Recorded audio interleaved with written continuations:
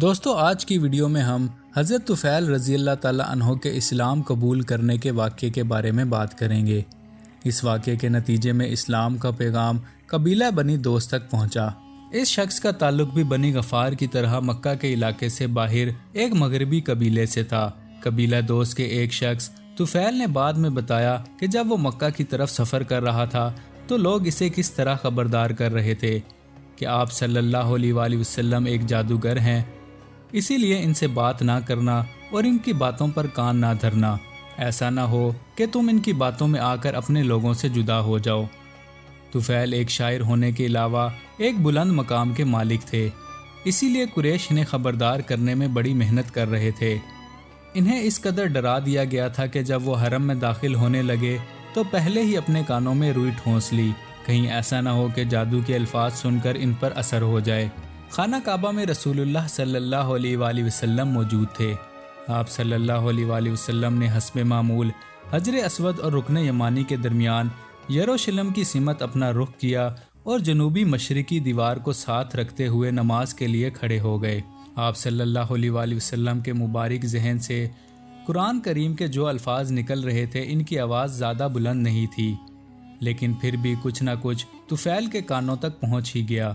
طفیل نے بعد میں بتایا کہ روئی ٹھونسنے کے باوجود کچھ آیات اللہ تعالیٰ نے میرے کانوں تک پہنچا دی۔ ان الفاظ میں ایسی تاثیر اور ایسا حسن تھا کہ میں نے سوچا میں تو وہ شخص ہوں جسے اللہ نے بصیرت دی ہے، میں شاعر ہوں اور اچھے برے کی تمیز رکھتا ہوں، تو کیوں نہ میں سنوں کہ یہ آدمی کیا کہہ رہا ہے، اگر حق بات ہوئی تو قبول کر لوں گا اور اگر غلط ہوئی تو رد کر دوں گا۔ چنانچہ میں وہیں رک گیا۔ جب رسول اللہ صلی اللہ علیہ وآلہ وسلم وہاں سے چلے تو میں ان کے پیچھے ہو لیا۔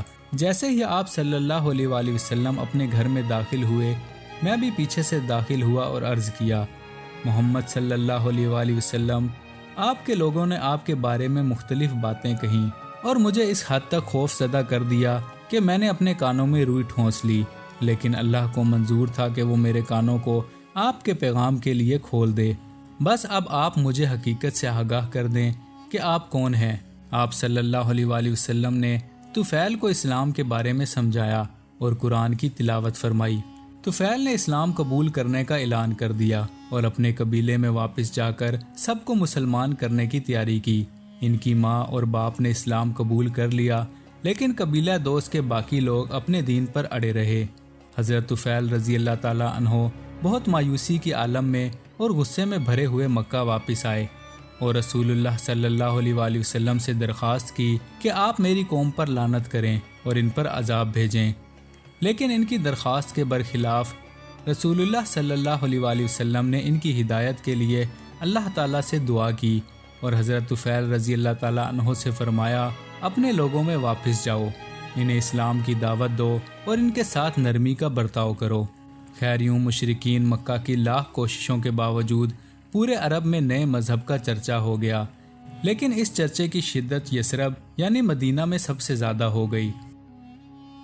دوستو مزید ویڈیوز کے لیے چینل کو سبسکرائب کریں۔